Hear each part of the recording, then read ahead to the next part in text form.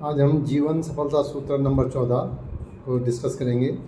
सूत्र 14 अर्थात लक्ष्य निर्धारित करते समय महत्वपूर्ण कारकों पर विचार करने से सफलता की संभावना बढ़ जाती है। लक्ष्य निर्धारण विभिन्न बाहरी कारकों से प्रभावित एक गतिशील प्रक्रिया है। प्राप्य लक्ष्य निर्धारित करने के लिए इन बाहरी कारकों पर सावधानी पूर्वक विचार करने की आवश्यकता होती है, जो आपकी प्रगति और सफलता की संभावना को प्रभावित कर सकते हैं। इन कारकों में कल्पना, जुनून यानी पैशन, ताकत यानी स्ट्रेंथ, रुचि, संसाधन, अवसर, बाधाएं, समय सीमा और जागरूकता आपके लक्ष्यों की व्यावहारिकता और प्राप्ति को आकार देने में महत्वपूर्ण भूमिका निभाते हैं। यह समझना कि ये कारक लक्ष्य निर्धारण को कैसे प्रभावित करते हैं बहुत जरूरी है। लक्ष्य निर्धारण पर इन कारकों के प्रभाव को समझने से आप यथार्थवादी, सार्थक और प्राप्त करने योग्य उद्देश्य निर्धारित कर सकते हैं। आपको सही निर्णय लेने में मदद कर सकते हैं, आपकी क्षमता को अधिकतम कर सकते हैं और सफल होने की संभावना बढ़ा सकते हैं। आज हम इन कारकों के महत्व का पता लगाएंगे और ये कारक निर्धारित लक्ष्यों की प्राप्ति में कैसे योगदान करते हैं और लक्ष्य निर्धारण प्रक्रिया के दौरान उनका ध्यान कैसे रखा जा सकता है, ये जानेंगे। नंबर 1, कल्पना। कल्पना लक्ष्य निर्धारण की नींव के रूप में कार्य करती है। यह आपको ऐसे भविष्य की कल्पना करने की अनुमति देता है जो आपकी वर्तमान वास्तविकता से अलग है। अपनी कल्पना का दोहन करके आप आगे आने वाली संभावनाओं और अवसरों की कल्पना कर सकते हैं। जब आप अपनी कल्पना शक्ति का उपयोग करते हैं तो आप बड़े सपने देख सकते हैं और उन संभावनाओं की कल्पना कर सकते हैं जो पहुंच से परे लग सकती हैं। यह आपको अपने लक्ष्यों को स्पष्टता के साथ परिभाषित करने में मदद करता है, क्योंकि आप स्पष्ट रूप से अपने इच्छित परिणाम की कल्पना कर सकते हैं।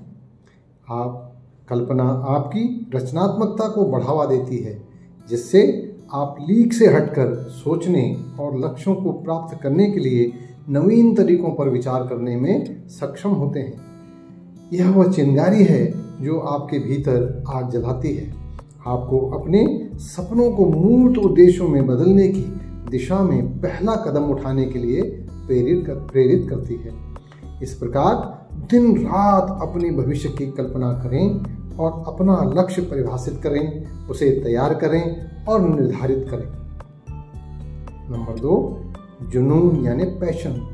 जुनून वह ज्वलंत इच्छा और उत्साह है जो आप अपने लक्ष्यों के लिए महसूस करते हैं। यह तीव्र भावना ही है जो आपको आगे बढ़ाती है और प्रतिकूल परिस्थितियों में भी आपको प्रतिबद्ध बनाए रखती है।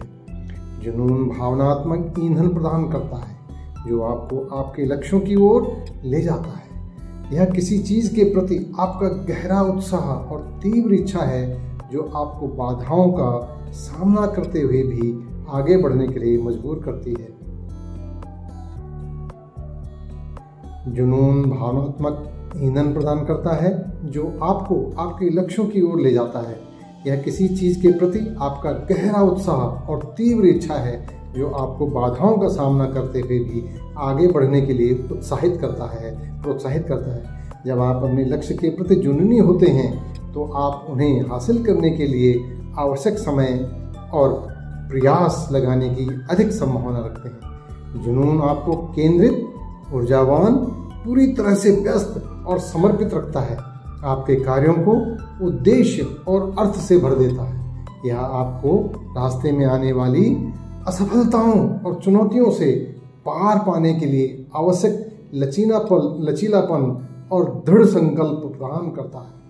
यह आपकी रचनात्मकता और संसाधनशीलता को प्रज्वलित करता है, क्योंकि आप जिस चीज़ की वास्तव में परवाह करते हैं उसे हासिल करने के लिए अतिरिक्त मील जाने को तैयार होते हैं, यानी गो टू एक्स्ट्रा माइल।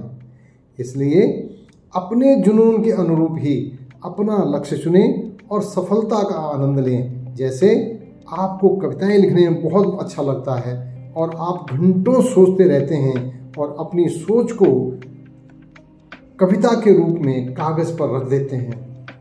इसमें आपको बहुत आनंद आता है और आपको समय, भूख, प्यास का पता ही नहीं चलता है।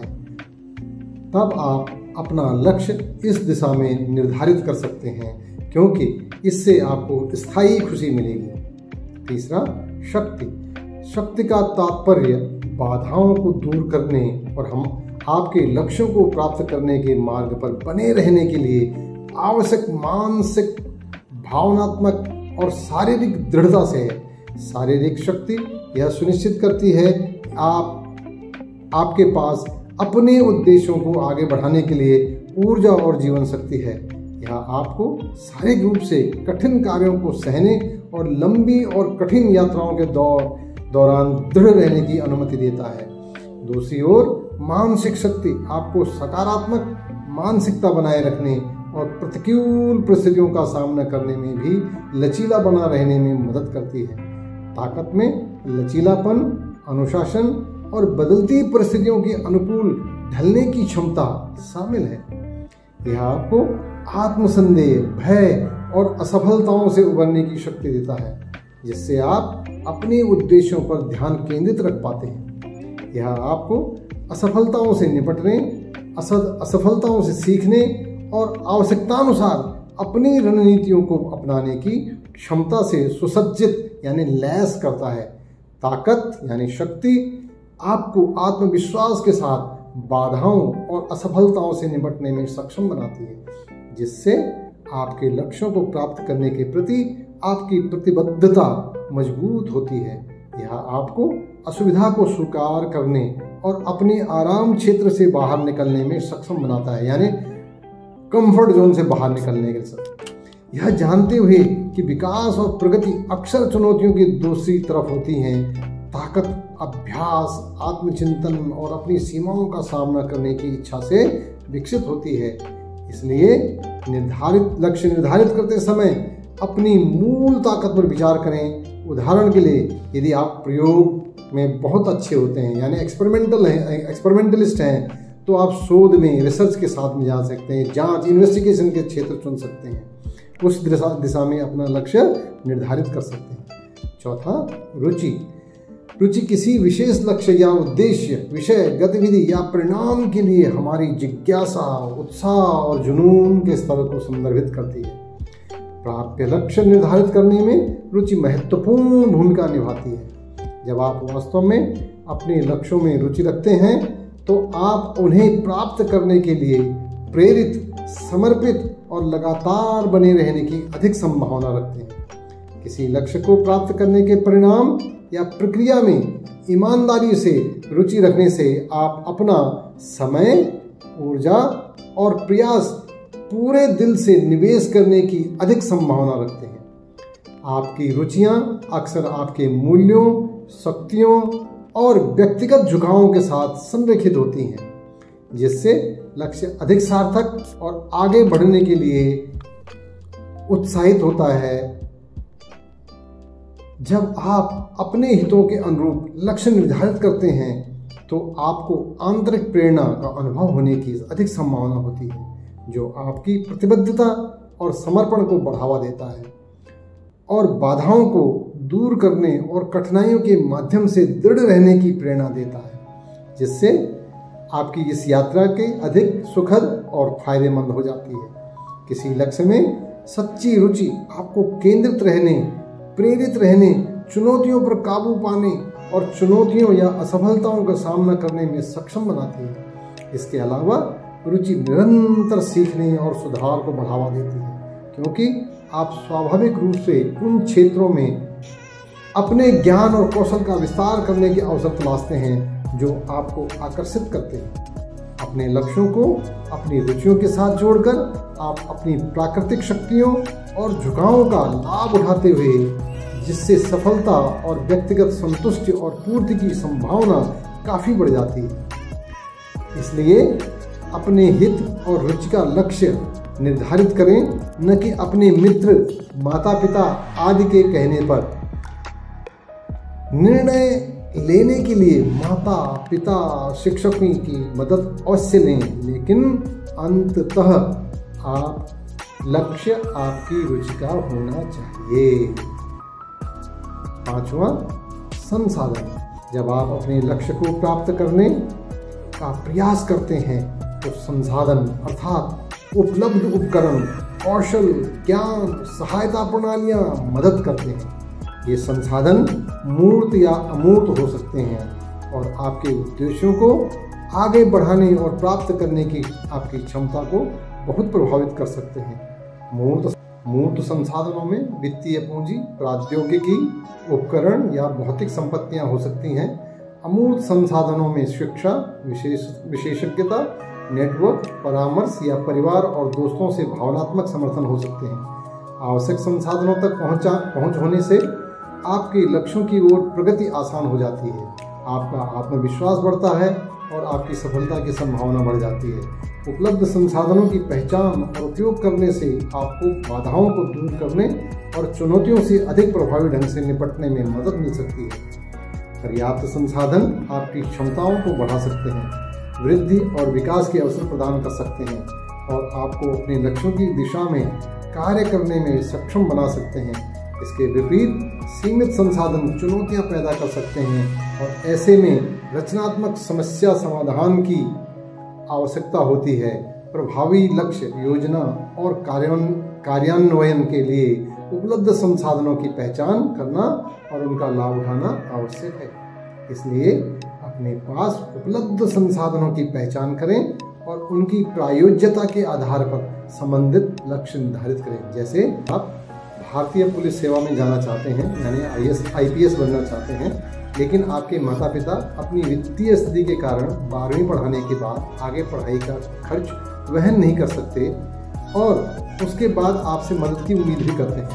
तब आप अपने संसाधनों की पहचान कर इंटरमीडिएट यानी मध्यवर्ती लक्ष्य एक कांस्टेबल के रूप में पुलिस बल में भर्ती लें और उसके बाद अपनी पढ़ाई पत्राचार से जारी रख UPSC की तैयारी कर IPS बने। ऐसी बहुत ही प्रेरणादायक कहानियाँ आपको मिल जाएंगी। इससे आप अपने माता पिता की मदद भी कर पाएंगे और अपने मुख्य लक्ष्य को भी हासिल कर पाएंगे। 6वां, अवसर अनुकूल स्थितियों या घटनाओं को संदर्भित करते हैं जो उत्पन्न होते हैं और आपके लक्ष्यों की दिशा में प्रगति की संभावनाएं प्रस्तुत करते हैं।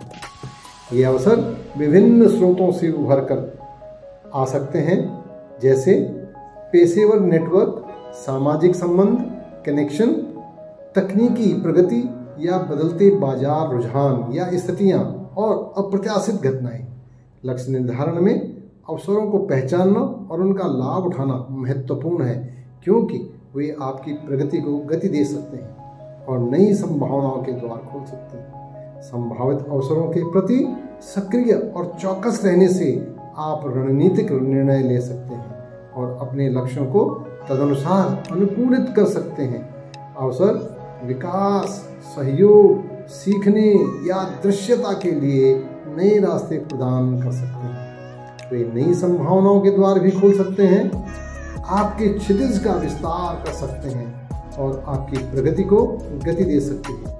इसके अतिरिक्त अप्रत्याशित अवसरों को अपनाने से अप्रत्याशित परिणाम और अप्रत्याशित वृद्धि हो सकती है।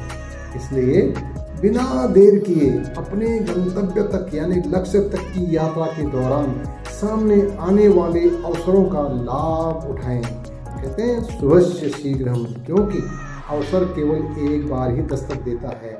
जैसे कि नदी का पानी जिसे छोड़ देने पर कभी वापस नहीं आता, इसी तरह से एक बहती हवा का झोंका अगर आता है, वो अगर आपने छोड़ दिया तो दोबारा नहीं आएगा। अगर कोई दोबारा आएगा भी तो उस तरीका नहीं होगा, वो आपके लिए हितकारी है कि नहीं है, वो सब चेंज होगा, बट सेम नहीं आएगा। इसलिए सेम अवसर दोबारा नहीं आता, इसलिए उसे ग्रैब करें, जब भी आए तुरंत ग्रैब करें। उस बाधाएं वो चुनौतियां हैं जो किसी लक्ष्य की ओर आपकी प्रगति में बाधा बन सकती हैं। वे विभिन्न रूपों में प्रकट हो सकते हैं, जैसे संसाधनों की कमी, कौशल अंतराल यानी लर्निंग गैप या स्किल गैप, प्रतिस्पर्धी प्राथमिकताएं, व्यक्तिगत सीमाएं और आपके नियंत्रण से परे बाहरी परिस्थितियां। प्राप्त लक्ष्य निर्धारित करने के लिए संभावित बाधाओं को पहले से पहचानना और स्वीकार करना आवश्यक है। संभावित बाधाओं को समझकर आप उन्हें दूर करने के लिए रणनीति विकसित कर सकते हैं। प्राप्त लक्ष्य निर्धारित करते समय संभावित बाधाओं पर विचार करना और उन्हें दूर करने के लिए रणनीति विकसित करना आवश्यक है। बाधाओं का अनुमान लगाने से आप आकस्मिकताओं के लिए सक्रिय रूप से योजना बना सकते हैं, आवश्यक सहायता प्राप्त कर सकते हैं और तदनुसार अपना दृष्टिकोण समायोजित कर सकते हैं। इसलिए बाधाओं को सक्रिय रूप से संबोधित करने से आपकी लचीलापन और अनुकूलन क्षमता बढ़ती है, संभावित असफलताएं कम होती हैं, आपके लक्ष्यों की व्यवहार्यता बढ़ती है और आपके लक्ष्यों को प्राप्त करने की संभावना बढ़ती है। इसलिए बाधाओं को सक्रिय रूप से संबोधित करने से आपकी लचीलापन और अनुकूलन क्षमता बढ़ती है, संभावित असफलताएं कम होती हैं, आपके लक्ष्यों की व्यवहार्यता बढ़ती है और आपके लक्ष्यों को प्राप्त करने की संभावना बढ़ती है। कवि ने कहा भी है, व्योम को छूते हुए दुर्गम पहाड़ों के शिखर, वे घने जंगल जहाँ रहता है तम आठों पहर, गरजते जल राशि की उठती हुई ऊंची लहर, आग की भयदायिनी फैली दिशाओं में लपट, ये कंपा सकती कभी जिसके कलेजे को नहीं, भूल कर भी वह नहीं ना काम रहता है कहीं। यदि आपको अपनी मंजिल दुर्गम, असमंजस, डरावनी, मन की उथल पुथल मचाने वाली लगी, लेकिन आप हिमालय की तरह लक्ष्य पर अड़े रहेंगे और परिश्रम के पथ पर चलते रहेंगे तो कामयाबी आपके चरण चूमेगी, ये निश्चित है। 8वां, समय सीमा। समय सीमा समय की उस विशिष्ट सीमा को संदर्भित करती है जिसके भीतर किसी लक्ष्य को प्राप्त करने की उम्मीद की जाती है। प्राप्त लक्ष्य निर्धारित करने के लिए यथार्थवादी और उचित समय सीमा स्थापित करना महत्वपूर्ण है। एक अच्छी तरह से परिभाषित समय रेखा संरचना और फोकस प्रदान करती है, जो आपको अपने संसाधनों और प्रयासों को प्रभावी ढंग से आवंटित करने में सक्षम बनाती है। समय सीमा लक्ष्य निर्धारण में महत्वपूर्ण भूमिका निभाती है क्योंकि वे संरचना, फोकस और तात्कालिकता की भावना प्रदान करते हैं। यथार्थवादी समय सीमा स्थापित करने से आपको प्रेरित रहने, गति बनाए रखने और अपने लक्ष्यों की दिशा में प्रगति करने में मदद मिलती है। यह विलंब को रोकने में मदद करता है और आपके उद्देश्यों की दिशा में लगातार प्रगति को प्रोत्साहित करता है। हालांकि चुनौतीपूर्ण समय सीमा जो है निर्धारित करने और गुणवत्तापूर्ण कार्य के लिए पर्याप्त समय देने के लिए बीच संतुलन बनाना आवश्यक है। अवास्तविक रूप से तंग समय सीमा के कारण तनाव, जलन और समझौतापूर्ण परिणाम हो सकते हैं। लक्ष्य की जटिलता और उपलब्ध संसाधनों पर सावधानीपूर्वक विचार करके आप समय सीमा निर्धारित कर सकते हैं, जो आपको उपलब्धि की भावना बनाए रखते हुए प्रेरित करती है। समय सीमा जवाबदेही की भावना पैदा करती है और आपको अपनी प्रगति को प्रभावी ढंग से ट्रैक करने की अनुमति देती है। जैसे 3 महीने में 12 किलो वजन घटाने के लक्ष्य में समय सीमा उचित और प्राप्य समय सीमा है। इसलिए उचित और प्राप्य समय सीमा निर्धारित करके आप गति की भावना बनाए रख सकते हैं और वांछित समय सीमा के भीतर अपने लक्ष्यों को पूरा कर सकते हैं।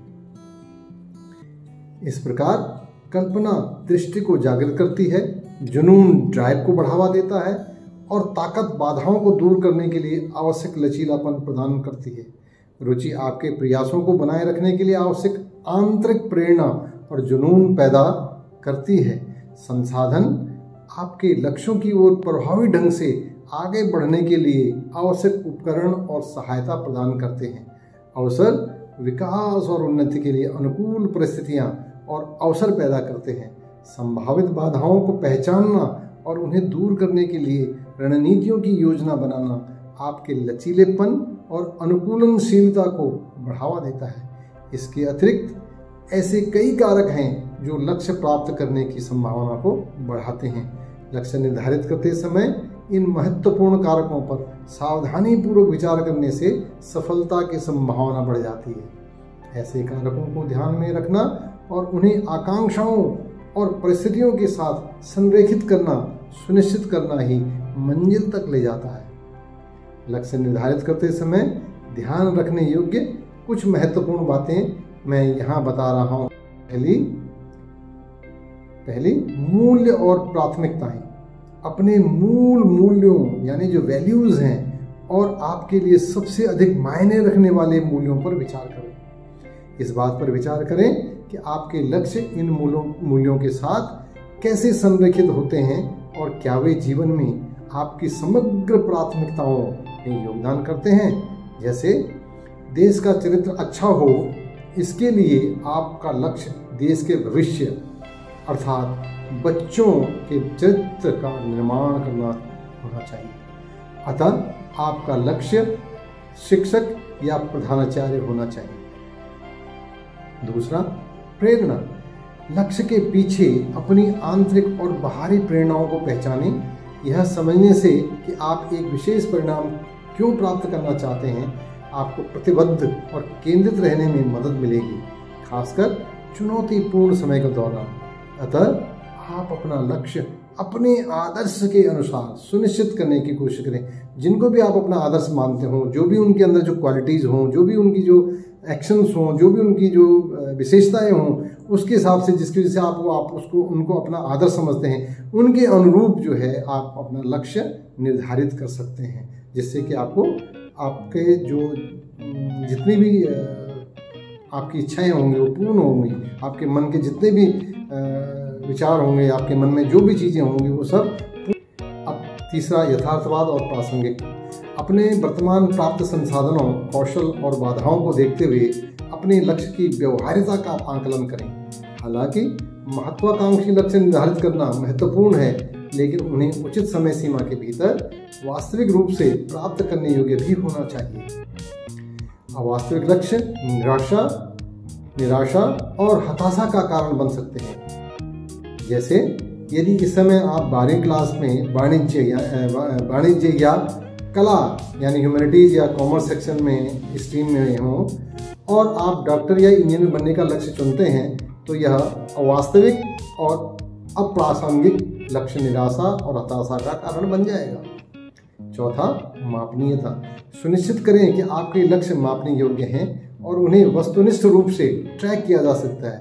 यह आपको प्रगति की निगरानी करने, यदि आवश्यक हो तो समायोजित करने और रास्ते में मील के पत्थर का जश्न मनाने का अवसर देता है।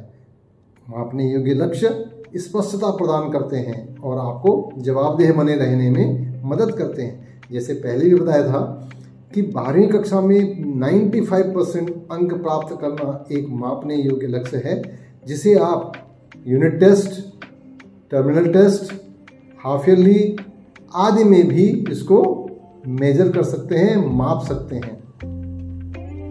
पांचवा, संतुलन और समग्र परिप्रेक्ष्य। इस बात पर विचार करें कि आपका लक्ष्य आपके जीवन के व्यापक पहलुओं में कैसे फिट बैठता है। एक संतुलित दृष्टिकोण के लिए प्रयास करें जो आपके शारीरिक और मानसिक कल्याण, रिश्ते, करियर, व्यक्तिगत विकास और अन्य महत्वपूर्ण क्षेत्रों में को ध्यान में रखे। छठा, लचीलापन और अनुकूलनशीलता। परिस्थितियां बदलने या नए अवसर आने पर अपने लक्ष्यों को समायोजित करने के लिए तैयार रहें।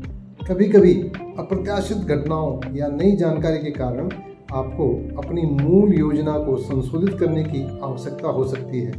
लचीला होना आपको चुनौतियों से निपटने और सही रास्ते पर बने रहने का मौका देता है।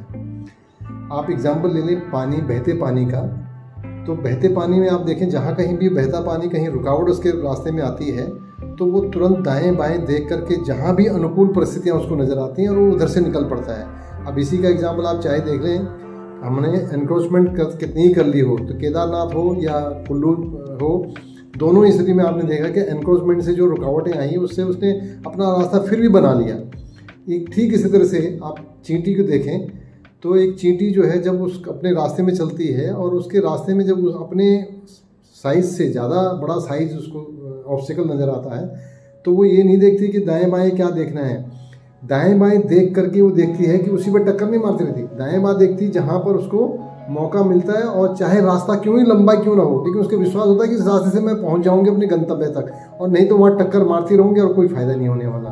तो ये सब सीखने की आवश्यकता है। साथ में जवाबदेही और समर्थन, अपने लक्ष्यों को दूसरों के साथ साझा करें जो समर्थन, प्रोत्साहन और जवाबदेही प्रदान कर सकते हैं, जैसे कोई मित्र, परिवार का सदस्य, संरक्षक या समान विचारधारा वाले व्यक्तियों का समुदाय हो सकता है।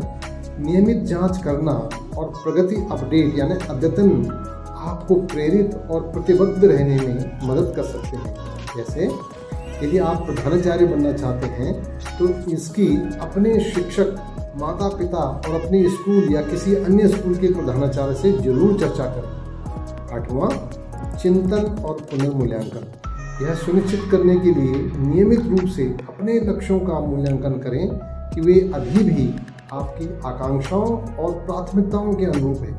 जैसे जैसे आप बढ़ते और विकसित होते हैं आपके लक्ष्यों को समायोजन या परिशोधन की आवश्यकता हो सकती है। आवश्यकता अनुसार अपने लक्ष्यों को प्रतिबिंबित करने, पुनर्मूल्यांकन करने और पुनः व्यवस्थित करने के लिए समय निकालें। देखें कि आप लक्ष्यों की प्राप्ति पर आपको सकारात्मक और सदाबहार रहने वाली खुशी हो रही है या नहीं। यदि नहीं तो आपके लक्ष्यों को समायोजन का या परिशोधन की आवश्यकता है।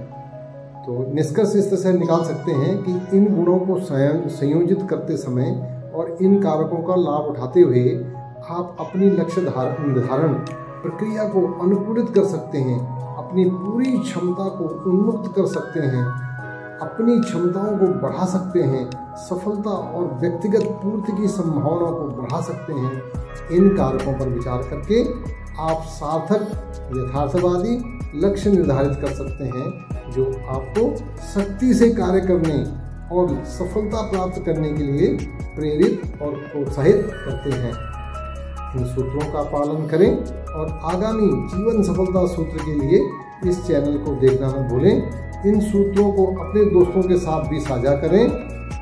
हाँ, चैनल को सब्सक्राइब करें ताकि आपको आने वाले वीडियो मिलते रहें। तब तक अपना ख्याल रखें। शुभकामनाएं। Thank you. धन्यवाद।